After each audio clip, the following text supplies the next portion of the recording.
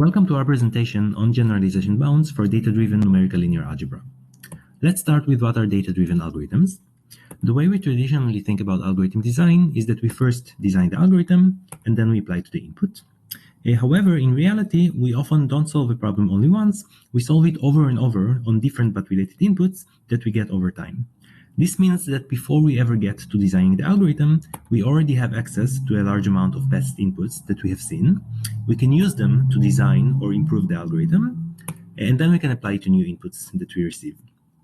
And the goal of data-driven algorithm design is to use all this data, all those past inputs, to improve our algorithms, and ideally to automate it using machine learning. Because this is exactly what machine learning tends to be good at, taking past inputs and using them to say something meaningful or useful about future inputs that we haven't seen yet. In this work, we focus on algorithms for numerical linear algebra or efficient linear algebra, specifically the following two problems: regression, where the goal is to find the best solution to a linear system, and low-rank approximation, where the goal is to find a low-rank analog of an input matrix.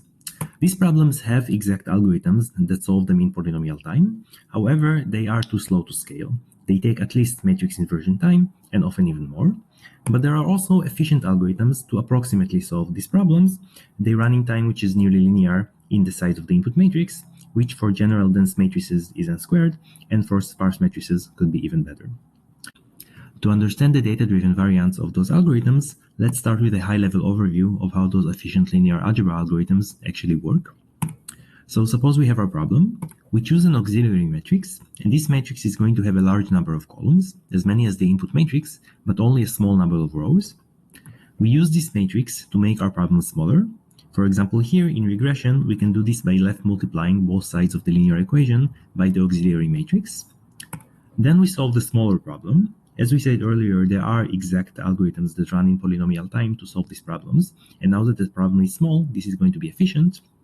And then we use the solution that we computed for the small problem and lift it to a solution to the large problem. This is roughly how those algorithms work. And the question is, how do we choose the auxiliary matrix? So traditionally, it is chosen either at random from distributions like random Gaussian entries or random sign entries. And this is useful, especially if you want to prove theorems about its algorithms that with high probability, in the worst case, they are approximately accurate. And in practice, it is more common to choose these matrices using heuristics, which are specialized to the application domain that we solve the problem in. And instead, the data-driven approach, which is more recent and has become very popular in recent years, advocates to learn this auxiliary matrix from data, from the past inputs that we have seen.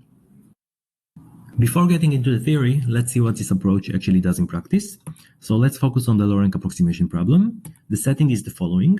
We have a training set of input matrices. We use it to learn an auxiliary matrix S, and then we use this matrix S to compute low-rank approximations for new input matrices from a test set, and we measure the error on the test set.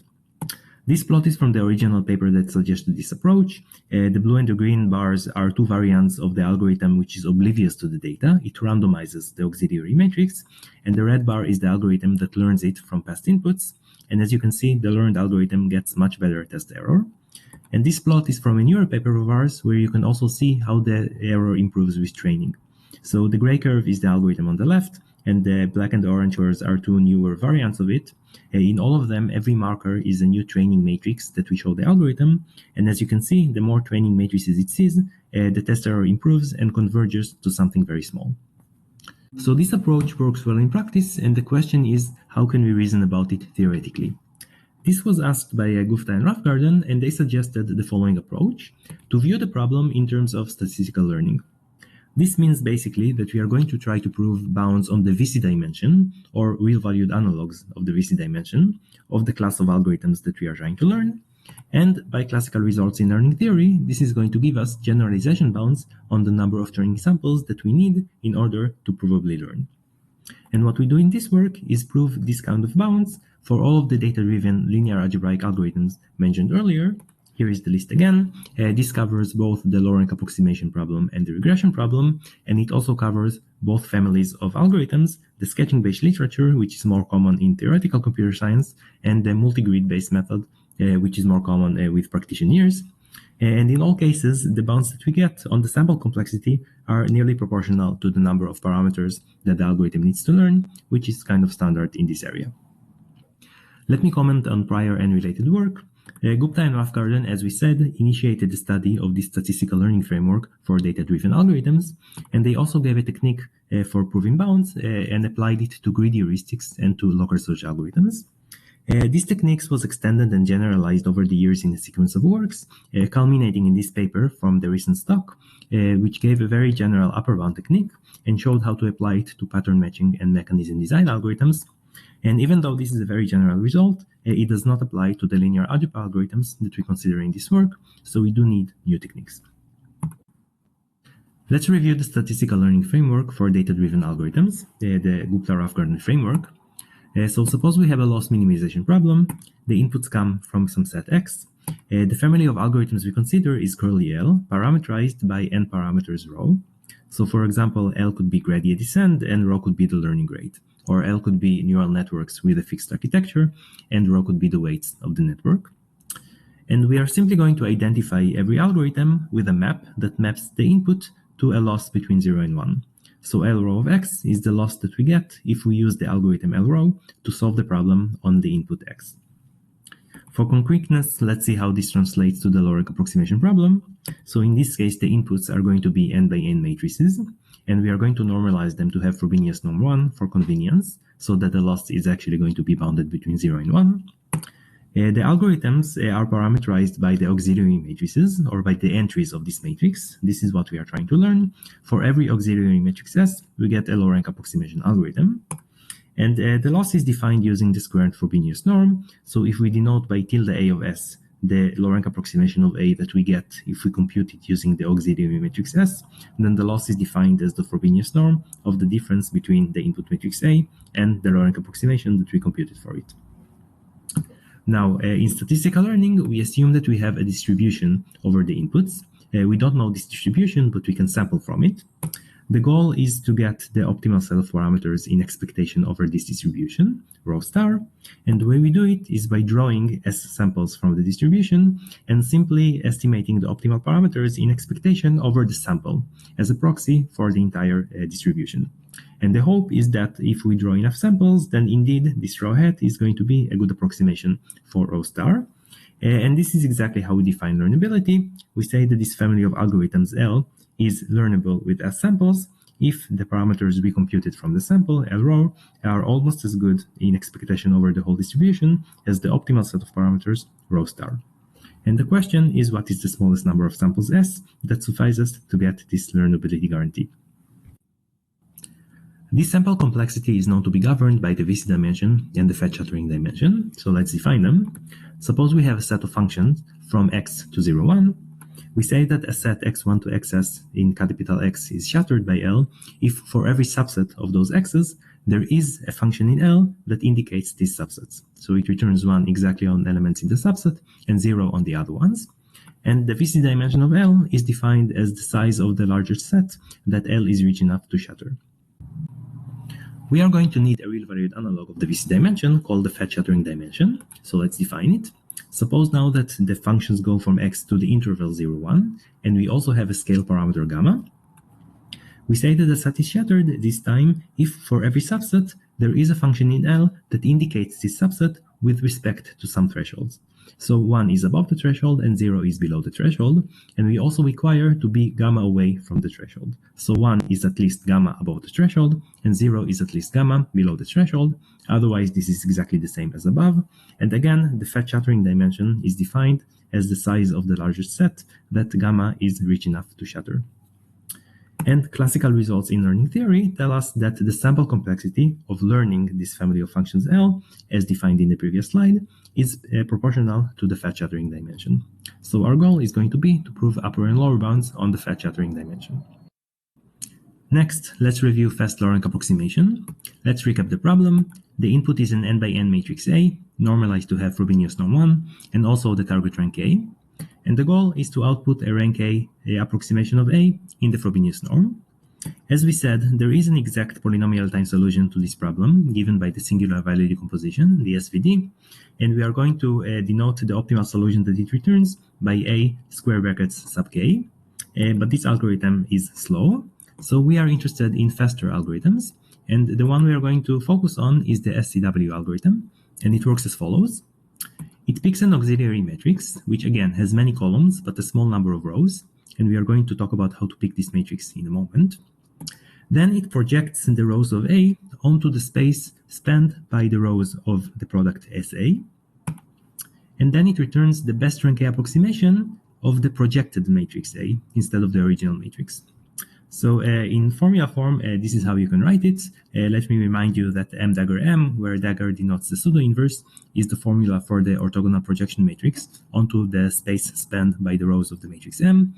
So when we multiply A by this projection matrix, we project its rows onto the row space of SA, and then we take the best rank A approximation, which we denote by square brackets sub k, as in the previous slide.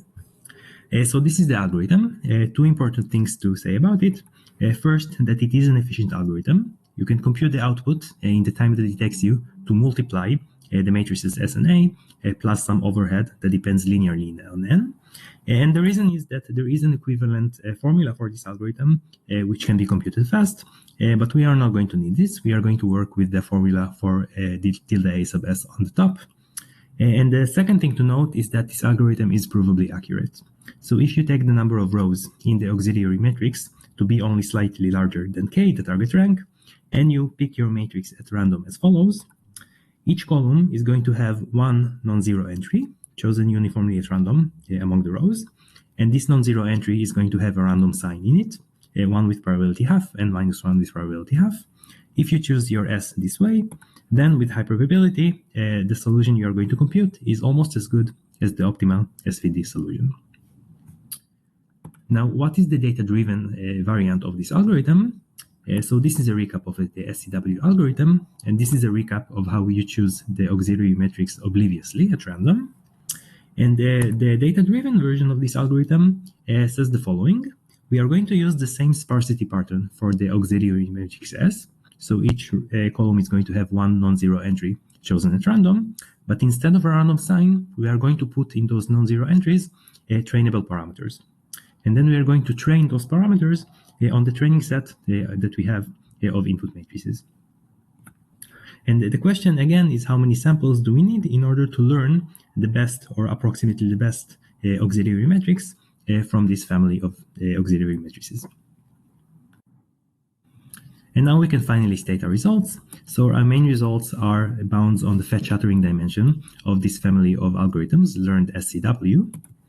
The upper bound depends on n nearly linearly, where n is the order of the input matrix, and this dependence is almost tight. And as we said, the techniques apply not just to this algorithm, but for all of the other linear algebraic algorithms in the data-driven literature. And by known results in learning theory, as we said earlier, these bounds on the fetch shattering dimension imply bounds on learning the best matrix or approximately the best matrix for this family of algorithms. Before the proof, let me make two quick remarks. The first is, one concern you may have is what happens if the training set is completely irrelevant to the test set. Does that mean we are going to do really bad on the test matrices because we learned the auxiliary matrix? And the answer is no. There is a simple technique called safeguarding, which basically doubles the number of rows in the auxiliary matrix. This has a very small effect on the computational efficiency, and it guarantees that the learned SCW algorithm is at least as good as the oblivious SCW algorithm, which we recall is provably accurate for every input matrix A. The upshot is that we don't lose anything from learning the auxiliary matrix, except for this factor 2 in the number of rows. The second remark is about the computational efficiency of computing the best S for our sample. So our bounds are on the sample complexity. They tell you how many samples you need to draw in order to compute the best S for your distribution. They don't tell you how to quickly find the best S for your sample. In practice, this is done using stochastic gradient descent, or SGD, on the training set based on backpropagation, but it is not known to provably converge to the optimal empirical risk minimizer, and computing the best S for our sample quickly remains an open problem. In the remaining time, let's have an overview of the techniques that we use to get these results.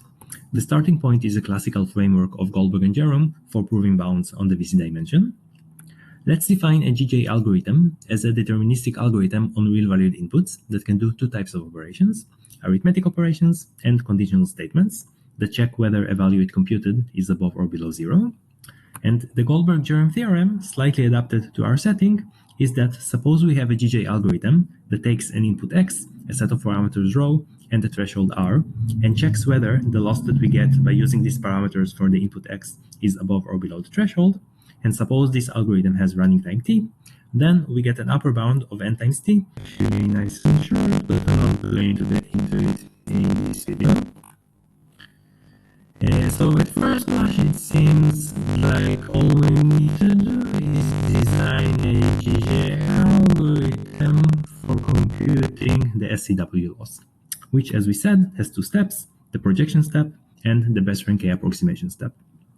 The issue here is that it's not immediately clear how to compute something like the best rank K approximation of a matrix using only arithmetic operations, which is what we need for a GJ algorithm. And the way we can handle it is by approximating the best rank K approximation using the power method.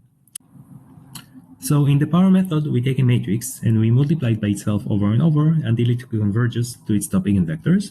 And this probably gives you a good approximation of the best rank K approximation of the matrix. So specifically here, we take M, we symmetrize it, we raise it to the power Q, which is the number of power method iterations, starting from some initial random Gaussian matrix pi, and this probably converges to the best rank K approximation of M. But there are two issues here. The first is that the power method is too slow for us. So Q iterations takes time, which is polynomial in N, whereas we want the dependence to be only nearly linear in N. And the second issue is that the power method is randomized, whereas GJ algorithms are deterministic. And derandomizing the power method takes time, which is at least polynomial in N, even if you want a constant rank approximation. To handle this, we are going to use a refined version of the Goldberg-Jerome framework. And this version follows from the original paper. It's really just observing that they proved a bit more than they stated. So this is a recap of what the GJ algorithm is. And the simple observation here is that every value computed by a GJ algorithm is a rational function of its inputs, where a rational function is the quotient of two polynomials. And we are going to define two complexity measures for GJ algorithms. The first is the degree, which is the maximum degree of any rational function that it computes. The degree of a rational function is the maximum between the two degrees of the polynomials in the numerator and the denominator. And the predicate complexity of a GJ algorithm is the number of distinct rational functions that appear in its conditional statements. And the refined theorem that we get for this framework is the following. Suppose again that we have a GJ algorithm that takes an input x, parameters rho, and threshold r, and checks whether the loss of solving x with those parameters rho is above or below the threshold. Suppose it has degree delta and predicate complexity p, then the bound that we get on the fat shattering dimension is n times log delta p. Depends only logarithmically on the degree and on the predicate complexity. First, let's observe that this is indeed a refinement of the previous theorem, which was that runtime t implies a bound of n times t on the fat shattering dimension. This is because it's not difficult to see that runtime t implies that the degree is at most 2 to the t, because every arithmetic operation at most doubles the degree, and also that runtime t implies that the predicate complexity is at most 2 to the t, because if this tree that describes the computation of the algorithm has depth t, it has at most 2 to the t nodes, and each node contains one predicate at most. So this is indeed a refinement, but why is this refinement any good for us? Why does it help us? So let's start with the degree. Q power method iterations, as we said, have running time, which is polynomial in n, but the degree of every value that they compute is only q. So the bound we would get from the original theorem would be polynomial in n, but the bound we get from this refined theorem is only linear in n, and also the dependence on q is improved exponentially. And moving on to the predicate complexity, suppose we want to compute the minimum of t numbers. The time it takes is obviously t, but the predicate complexity is only t choose 2, because we only need to compare every pair of elements. So the bound we would get from the original theorem is n times t, whereas the bound we get from this refined theorem is n times log t. Again, the dependence on t is improved exponentially. And this is relevant to the power method because this is what we need to de-randomize it with t equals n choose k. So the bound we would get from the original theorem is at least polynomial in n, whereas the bound we get from the refined theorem depends only nearly linearly on n, which is what we want. So basically what we need to do now is to design a GJ algorithm for the SCW loss, which is efficient in these two complexity measures that we defined, the degree and the predicate complexity. And we need to design algorithms for these two steps, the projection step and the best rank approximation step. I will only flash the proofs in case you want to pause and read them. You can find more details in our paper, and thank you for watching.